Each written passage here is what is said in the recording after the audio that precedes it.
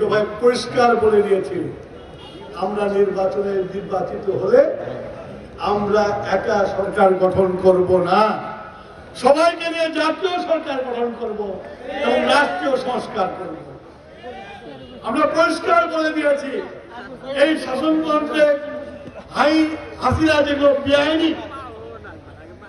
বেআইনি আইন তৈরি করেছিল আমরা বাতিল করব, বাতিল করে জনগণের একটা শাসনতন্ত্র তৈরি করব।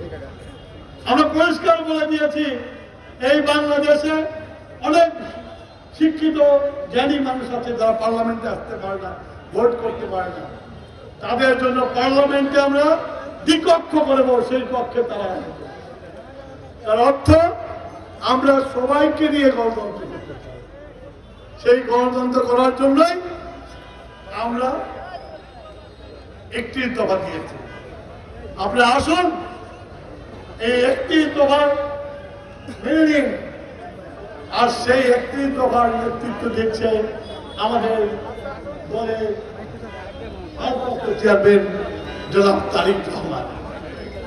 আমি আপনাদের বলতে পারি, জিয়াউর রহমান যেমন বাংলাদেশের অরাজকতা থেকে একটা সুন্দর দেশ দিয়েছিল এবং জিয়াউর রহমান জনগণের মণিকোঠায় বসেছিল, তেমনি তারেক রহমান 31 দফার মাধ্যমে জনগণের মনের মণিকোঠায় স্থান করে নেবে। আপনাদের চ্যালেঞ্জ করে বলতে পারি।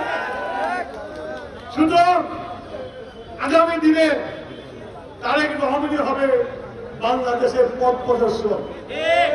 তারেক রহমানই দেবে জিয়াউর রহমান সাহেবের মতো শান্তি, তারেক রহমানই দেবে এই দেশে উন্নয়ন। সুতরাং তারেক রহমান বিদেশে থাকলেও আমাদেরকে প্রতিদিন পরিচালিত করছে। আজকে আমি তারাসের এই মিটিং, রায়গঞ্জের এই মিটিং, সলঙ্গার এই মিটিং আমি ত্যাগ করতে পারি না। আমার কাছে কালকে রাতে ফোন এসেছে, আমাদের দলকে প্রধান উপদেষ্টা ডেকেছে, আমাদেরকে যেতে হবে। আমি বলেছি আমার আগে থেকে প্রোগ্রাম দেওয়া আছে, এই মিটিংয়ে আমি উপস্থিত থাকতে পারবো না।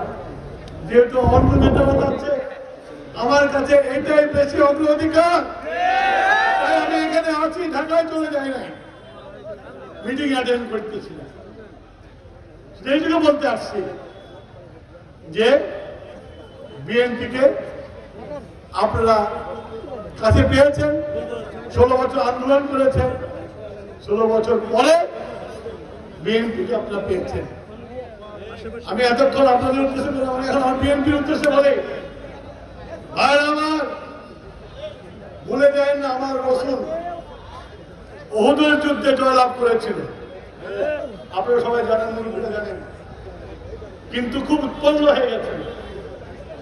শত্রুরা যে পাহাড়ের উল্টো দিকে যে অবস্থান নিয়েছিল,